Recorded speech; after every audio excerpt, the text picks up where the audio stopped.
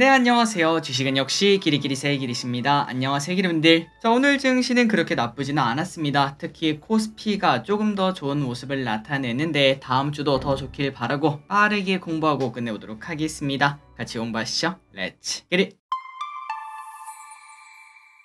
자, 참고로 오늘 저녁 미국은 옵션 만기입니다. 큰 변동이 없기를 진심으로 바라고, 그리고 다음 주 월요일 또 미국장의 휴장인데 괜히 지네 휴장일 때 갑자기 악재가 나오진 않았으면 좋겠습니다. 첫 번째 소식입니다. 어제 테슬라는 무려 6% 급등. 자, 테슬라가 무려 6%나 급등하며 다시 $200를 회복했다고 합니다. 그 이유는 과거 74조 원 규모 보상 패키지 무효 소송 리스크. 아마도 아시는 분들은 아실 겁니다. 이것 때문에 머스크가 큰 돈을 뱉어낼 위기에 처해 있다라는 얘기를 아실 텐데, 그런데 이 결정의 효력이 바로 발동되는 게 아니라 항소심 판결까지 중단된다는 이야기가 나왔다고 합니다. 그러니까 시간이 많이 남았다라고 볼 수 있고, 그리고 이 와중에 머스크가 법원의 결정에 반발해 스페이스X와 뉴럴링크의 소재지로 기존은 델라웨어였죠. 그런데 텍사스와 네바다로 옮기는 모습을 보여줬고, 테슬라도 곧 투표를 통해서 옮길 거다, 이러한 이야기를 했다고 하네요. 그래서 어제 테슬라는 왼쪽의 차트를 보다시피 다시 21선 위로 안착을 했습니다. 6%나 급등하는 모습을 보였고, 일단 멀리서 봤을 때 아직까지 떨어지는 칼날은 맞으나, 그러나 바닥을 찍고 조금 올라오는 모습을 보여줬죠. 조금 기대를 해봐도 될 것 같습니다. 그리고 테슬라가 이렇게 강한 모습을 보여주자 우리나라 2차전지도 조금 좋았다고 하는데요. 최근 들어 2차전지가 떨어지는 칼날, 테슬라랑 똑같습니다. 떨어지는 칼날을 멈추고 조금은 팔딱팔딱거리는 모습을 나타내고 있는데, 과연 여기서 수면 위로 확 치고 올라올 수 있을지, 진짜 여기가 저점일지 한번 고민을 해볼 필요가 있을 것 같습니다. 지속적으로 말씀드렸다시피 2차전지의 저점이 올해 중 올 거라고 생각하고 있습니다. 그런데 어제는 리튬 가격인가요? 그 친구가 올라간다는 얘기가 나왔고, 그리고 오늘은 테슬라가 급등하는 모습을 보여줬는데, 과연 2차전지 진짜 지금이 저점일지 확인해 보도록 하겠습니다. 다음입니다. 아니 갑자기 왜 이래요? 계속 코인이랑 금을 사라고 했던 기요사키 알고 계시죠? 부자 아빠라는 책을 쓴 저자인데, 최근 코인이 매우 급등하는 거 보니까 야, 이 사람 말이 맞았다라는 얘기를 해볼 수 있습니다. 그런데 항상 이 사람이 같이 말했던 게 금값이었죠. 금값도 급등한다, 금을 사라, 이렇게 말했는데 갑자기 금 가격이 폭락할 것이라는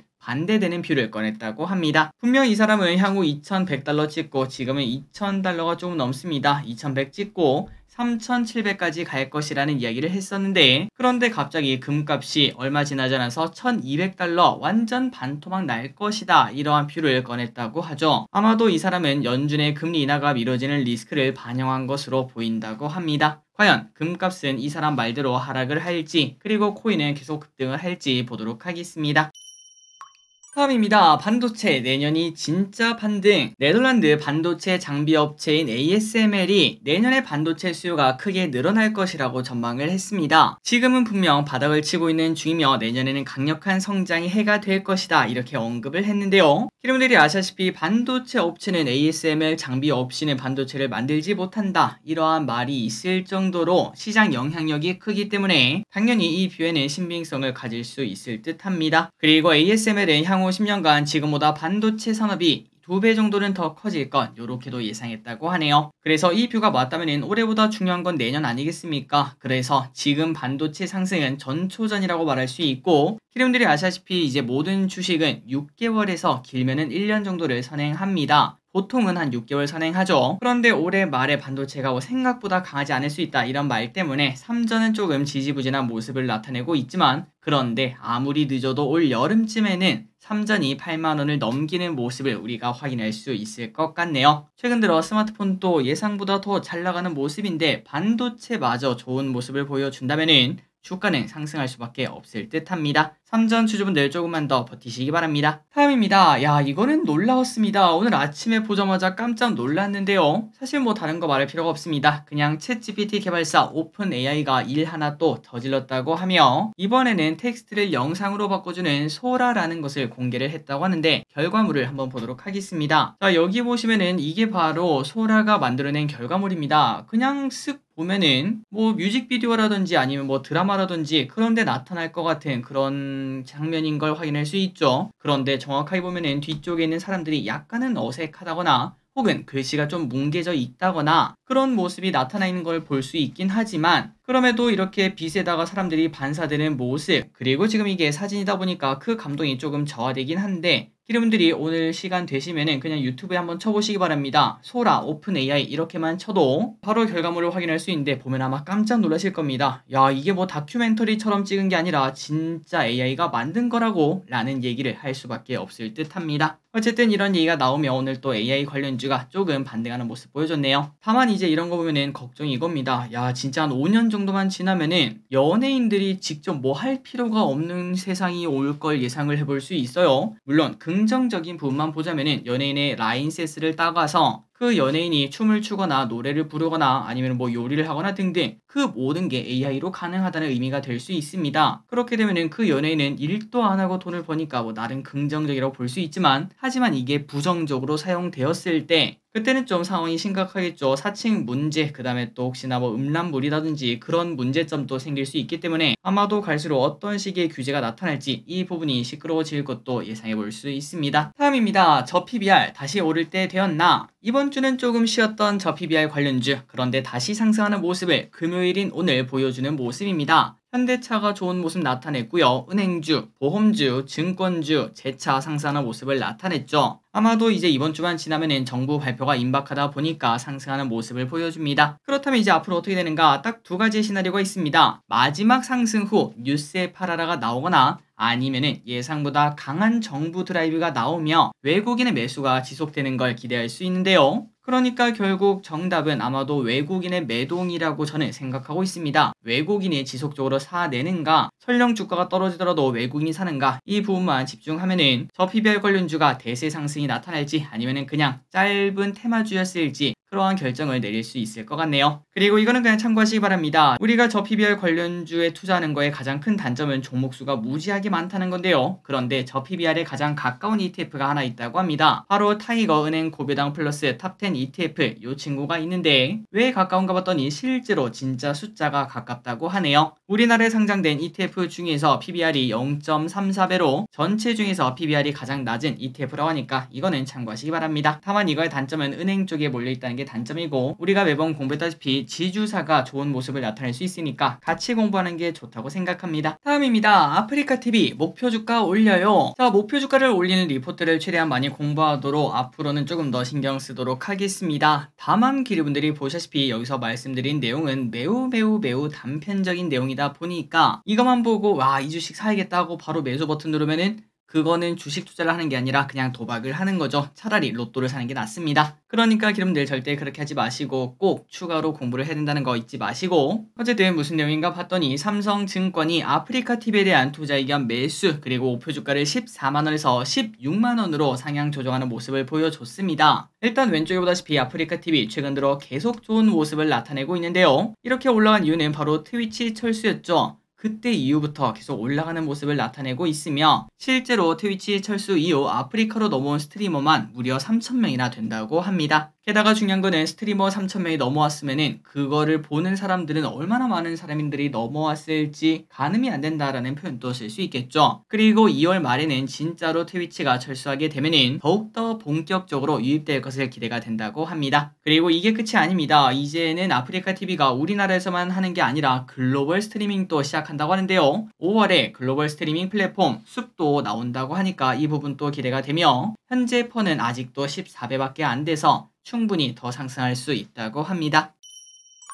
다음입니다. 클리오 분기 최대 실적 썼어요. 메리츠증권이 클리오에 대해서 투자 의견 매수를 유지하고 목표가를 3.9만원에서 4.1만원으로 상향 조정했습니다. 지금보다 한 40% 정도 더 상승할 수 있다는 건데, 그 이유는 뭔가? 바로 실적 때문이라고 하죠. 작년 4분기 실적이 어땠나 봤더니 매출은 전년비 23% 증가했고 영업이익이 무려 120%나 급증했다고 합니다. 또한 이게 뭐 단기적 흐름이 아니라고 한데요. 그 이유는 국내 매출액은 14% 증가한 반면 해외 매출이 무려 45%나 급증했기 때문에 앞으로 성장성이 더 크다라는 증거가 충분히 될 수 있을 듯 합니다. 다음입니다. 루닛 창사 이래 최대 매출 달성. 의료 AI 기업 루닛이 창사 이래 최대 매출을 달성했습니다. 작년 기준 매출은 251억 원으로 전년 대비 80%가 증가했고 영업손실도 422억으로 전년비 16% 감소했다고 하네요. 특히 루닛의 전년비 적자폭 감소는 처음 있는 일이라고 합니다. 그러다 보니까 당연히 의미를 찾을 수 있고 루닛스코프의 신규 매출 발생과 B2B, B2G 거래가 늘며 이러한 실적을 이끌어냈다고 하네요. 그리고 작년 매출이 251억이었죠. 그런데 올해 매출은 400억으로 60% 상장할 것으로 보이며 이러한 긍정적 전망이 나타나자 오늘 루닛은 장중에 크게 급등하는 모습을 나타내다가 마지막에는 좀 쪼그라드는 모습으로 마무리가 되었습니다. 그래서 조금 아쉽긴 하죠. 겉토양이 터지긴 했는데 윗꼬리가 달렸습니다. 그래서 며칠 더 봐야 되긴 하지만 일단 떨어지는 칼날이라는 거, 지금 당장 사기에는 조금은 위험할 수 있다는 거, 이 부분은 인지를 해야 될 것 같습니다.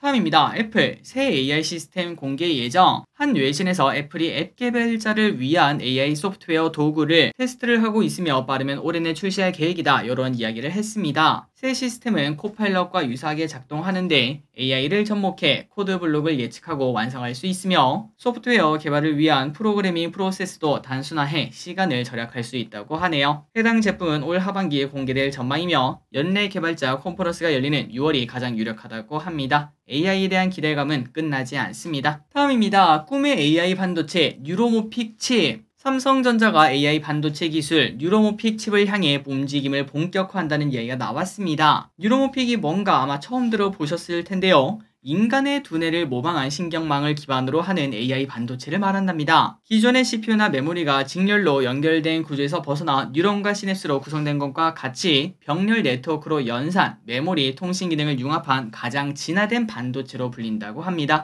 그러니까 좀 어렵지만 인간의 두뇌에 가장 가깝게 만드는 가장 좋은 반도체, 이렇게 말할 수 있겠죠. 그리고 삼성전자는 이 뉴로모픽 칩의 권위자인 함돈희 교수를 SAIT 부원장에 선임했다고 합니다. 그렇기 때문에 이거 관련주 또 우리가 생각을 할 수밖에 없을 것 같은데, 현재 뉴로모픽 관련주로는 네페스아크, 오픈엣지 테크놀로지, 자람 테크놀로지가 있다고 하는데 오늘 네페스아크가 이렇게 왼쪽에 뜨거운 모습을 나타냈지만 여기도 똑같이 윗꼬리를 나타내 조금은 아쉽습니다. 다음입니다. 10명 중 3명이 투자. 잡코리아에서 진행한 설문조사에 따르면 직장인 10명 중 3명이 직장 생활과 아르바이트를 병행하고 있다고 말했습니다. 20대 중 25%, 30대 중 35%, 40에서 50대 중 35%가 알바를 한다고 하는데요. 이렇게 투잡을 뛰는 이유가 뭔가? 바로 생활비가 부족하기 때문이라고 합니다. 그리고 이들은 알바를 계속할 것이다 라고 말을 했고 앞으로 투잡을 병행할 계획이 있냐라는 질문에서는 90%가 있다라고 밝혔다고 합니다. 그리고 개인적으로 많이 궁금했습니다. 진짜 10명 중 3명이나 투잡을 하는가에 대해서 궁금해서 한번 투표를 또 올려보도록 할게요. 혹시나 투표 보시면은 시간 되실 때 투표 참여해주시면 감사하겠습니다. 다음입니다. 인도 ETF에 자금이 몰리는 중. 인도 지수가 사상 최고치를 경신하면서 핫한 상황이 나타나고 있죠. 그래서 인도 ETF에도 자금이 몰리고 있습니다. 국내 상장된 인도 ETF는 총 5개가 있는데요. 이들의 3개월 평균 수익률은 15%나 됩니다. 이렇게 수익률이 높다 보니까 개인의 순매수도 커지고 있고 최근 한 달간 타이거 인도 니프티 50은 240억, 코덱스 인도 니프티 50은 171억이나 순매수가 되었다고 하네요. 참고로 인도는 기름들이 아시다시피 이제 중국보다 더 커질 것, 이런 얘기가 많습니다. 2027년 세계 경제 규모 3위로 올라올 것으로 전망되는 등 빠르게 성장하고 있고, 그리고 우리나라도 그다음에 전 세계도 인도에 공장을 지으려고 완전 난리인 걸 볼 수 있죠. 아마도 미국, 중국에 이어 빅3 국가로 부상될 것으로 본다고 합니다. 그때쯤 주가는 어떻게 될지 이것도 관심 있게 봐야 될 것 같습니다. 다음입니다. 차세대 LNP 기술. 최근 제약업계에서는 LNP 기술이 관심받고 있는데요. 이게 도대체 뭔가 봤더니 mRNA를 사람 몸속에 안정적으로 전달하는 보호막이 역할을 하는 기술이라고 합니다. 우리가 코로나 때 가장 많이 본 단어가 이거였죠. mRNA, 메신저 RNA 기술이 비약적으로 발전하는 걸 확인할 수 있었는데, 그런데 그거를 사람 몸속에 안정적으로 넣는 게 중요하다 보니까 이 LNP 기술 개발에 속도를 내고 있다고 하네요. 최근에 바이오가 조금 또 쉬어가는 모습을 나타내고 있는데, 하지만 모든 건 돌고 돌지 않겠습니까? 결국 또 언젠가는 올 미래를 위해서 이러한 단어 하나하나는 미리 공부할 필요가 있을 것 같습니다. LNP 잊지 마시기 바래요. 다음입니다. 쿠바와 수교. 지난 14일 한국과 쿠바가 전격 수교를 맺었습니다. 참고로 쿠바는 북한의 형제국으로 불리는 모습을 보여줬는데, 그리고 실제로 우리나라가 쿠바랑 이렇게 수교를 하려고 해도 북한의 방해로 쉽지 않았었다고 합니다. 그런데 이번에 놀랍게도 수교를 맺었다라는 이야기가 나왔고, 갑자기 북한은 우리는 일본이랑 수교할 수 있다, 이렇게 급발진 맞불 작전을 하고 있다고 합니다.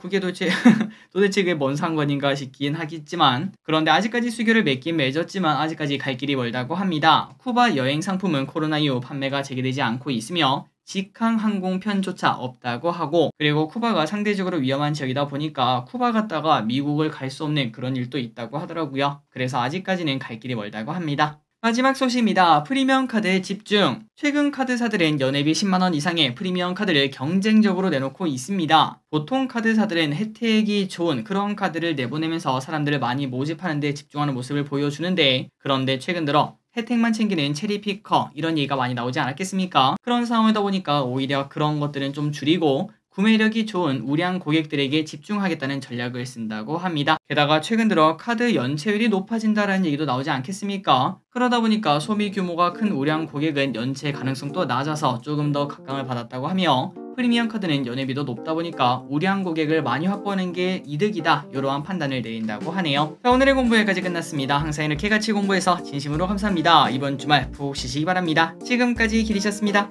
빠이요.